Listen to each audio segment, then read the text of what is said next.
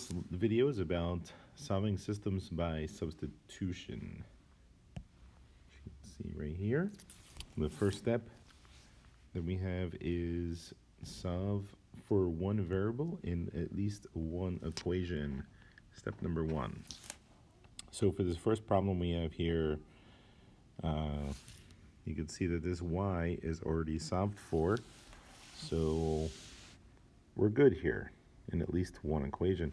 The bonus is that we have both equations solved for. This y is isolated, so it's all by itself. So we can go ahead to step number two. Step number two says to solve the resulting expression, substitute the resulting expression into the other equation.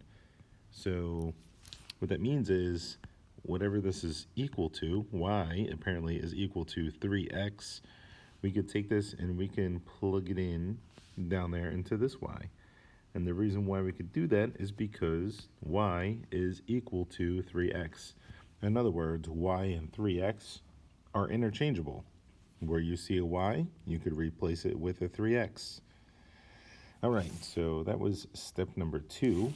Step number three is to solve that equation. Okay, so let me actually do the substitution. The substitution right here, we get 3x is equal to, right, this came from here, that replaced the y, is equal to x minus 2, right? So we took this y out and we put in its place this 3x. Step number three says solve that equation to get the value, solve that equation. So step number three, let's solve this equation. Subtract x from both sides, and then you get, let me scroll down a little bit here, 3x minus x is 2x, which is equal to negative 2, and then when you divide by 2 on both sides, you get x is equal to negative 1. All right, step number four, substitute that value into one of the original equations and solve. So, step number four, we're going to take this value and we're going to substitute back into one of the original equations. It doesn't matter which one you plug it into. I'm going to plug it into this one. We got y is equal to 3x. So y is equal to 3 times negative 1, right? So 3 times negative 1 is equal to negative 3. So at this point, we have our answer. This is where we move on to step number 5, which is to write the values from steps 3 and 4 as an ordered pair. So as an ordered pair, remember, an ordered pair is x, y. So we have our x-coordinate, which is negative 1, and our y-coordinate, which is negative 3, and that is our solution. And we can plug this in to check to see if it works. So y is equal to 3x. Plug this in, negative 3 is equal to 3 times negative 1, right? This is the y-coordinate, and this is the x-coordinate. Plug them in. So negative 3 is equal to negative 3. This checks out. And it has to work for both equations, so I'm going to plug it into the second one. So y is equal to x minus 2. So this is going to be negative 3 is equal to negative 1 minus 2. And negative 3 is equal to negative 3. It works. So this is our solution. Here we go. Okay. So these 5 steps are the same steps that we use to get the solutions for any type of substitution problem. Let's take a look at another example. So for this one, I'm going to use, so the first step is to isolate a variable, right? To get a variable by itself, and that's already done for us. This y is all by itself. So I'm going to take this right here and plug it in right where that y is there.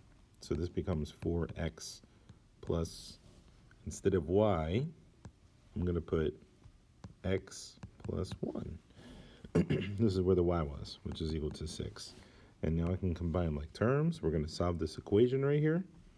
4x plus x makes 5x plus 1. Bring down the 6. This says plus 1. The opposite of plus 1 is minus 1. Whatever I do on one side, got to do on the other side. So 5x is equal to 5. Divide both sides by 5.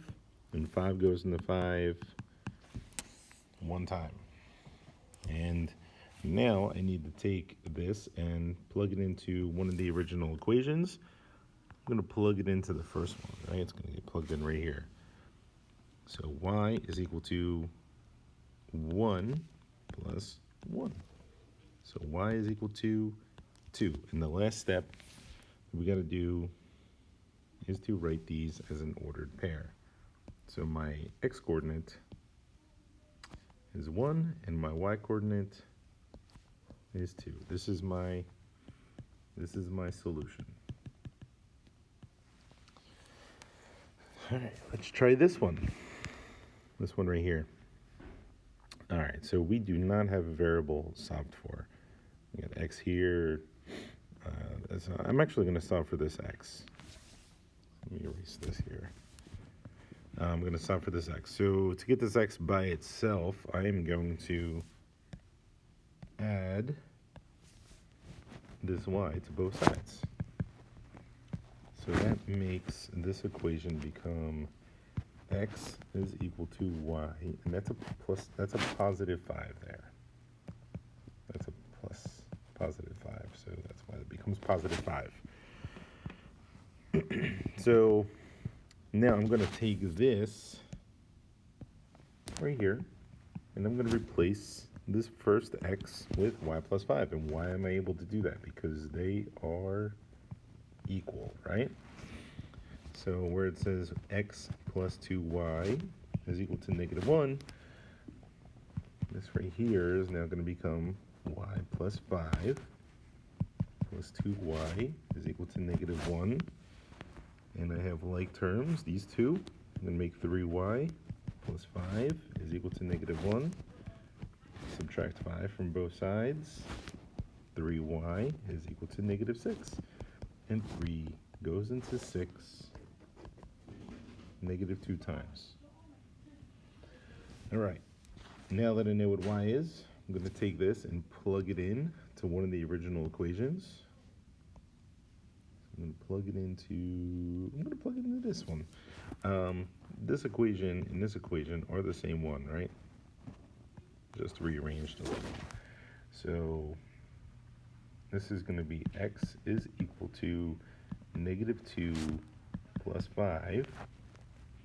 So x is equal to, that makes 3. And the last thing we need to do is write this as an ordered pair, right? There's my x-coordinate, and my y-coordinate down here is negative 2. And remember, this is our solution right here. All right. So those were like medium.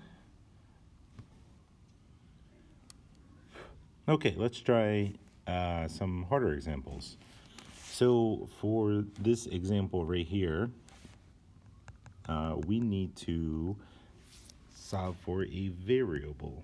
Now, I highly suggest that you solve for a variable that does not have a number in front of it, a coefficient, right? This is a coefficient, this is a coefficient, this is a coefficient. This y right here has a coefficient of 1, right? That's what we want. That's going to make this make our lives easier, unless you want fractions. So I don't like fractions. They definitely do make things a little harder.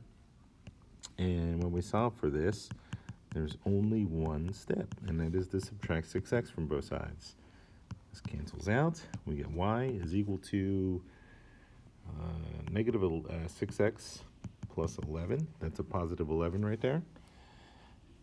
So now I can take this and plug it into one of the original equations. Excuse me, I'm going to take this and plug it into the other equation. So that gets plugged in. This guy gets plugged in right here where this y is, right? So that becomes 3x plus 2 times.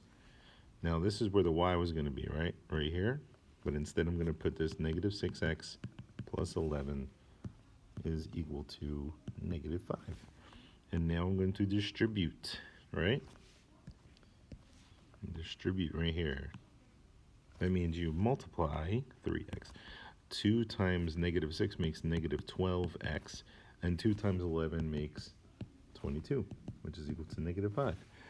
And we're solving this equation now. So 3x minus 12x makes negative 9x plus 22 is equal to negative 5. You subtract 22 from both sides. That makes negative 9x is equal to, this makes negative 27. And divide both sides by 9, negative 9.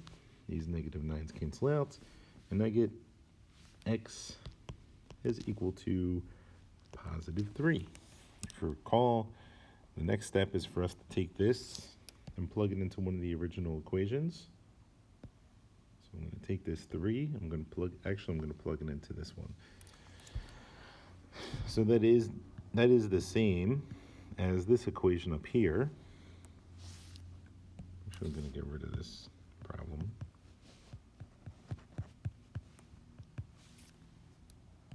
So I'm going to take it and plug it in right here.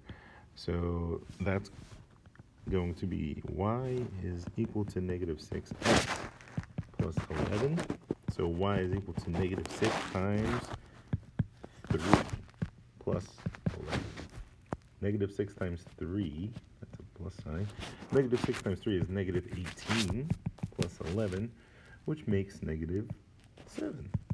That's our y-coordinate. Remember, the last thing you want to do is to write as an ordered pair. So our x-coordinate is 3, and our y-coordinate is negative 7.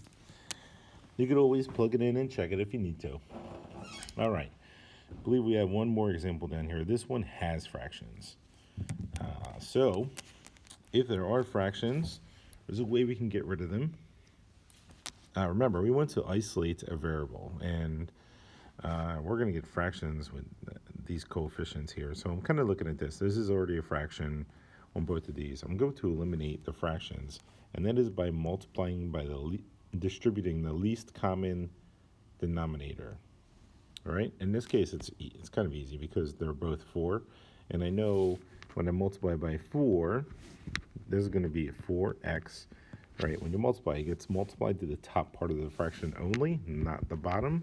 It gets multiplied to the numerator, which is the top, 4y over 4, and we do the 4 times negative 1, which makes negative 4. Now, the reason why we did that is because these cancel out. Beautiful. And this becomes x minus y is equal to negative 4. Let me change this color. It's a little too. And now I can solve for a variable, right? Let's solve for this beautiful x right here. So if I add y to both sides, x is equal to is equal to y minus 4. And now I have this equation right here. This I'm going to plug in right here, right? It's going to get plugged in over here. So negative 3 times y minus 4 plus 7y is equal to 8. So let me distribute. So negative 3y plus 12, 7y is equal to 8. Combine like terms. These two here, they're like terms. So when you add those together, in this case it's subtraction because we have opposite signs. It's going to be 4y plus 12 is equal to 8. Let me subtract 12 from both sides. So 4y is equal to negative 4. Divide by 4 on both sides, and y is equal to negative 1. It's a lot of work for this one because of these fractions, right? But we're almost there. The last thing we need to do is plug into one of the original equations, or one of the equations. Actually, the equation that we made is probably the best one, right? plug it in right there. So x is equal to -1 minus 4. And x is equal to -5. If you recall what our last step has to be, we have to write these as an ordered pair. So our x coordinate, -5, our y coordinate, -1. That's it. If you have any questions or comments, you can comment below. And if you like this video and you would like to see more, you can give it a thumbs up or subscribe, and I will definitely post more algebra math videos.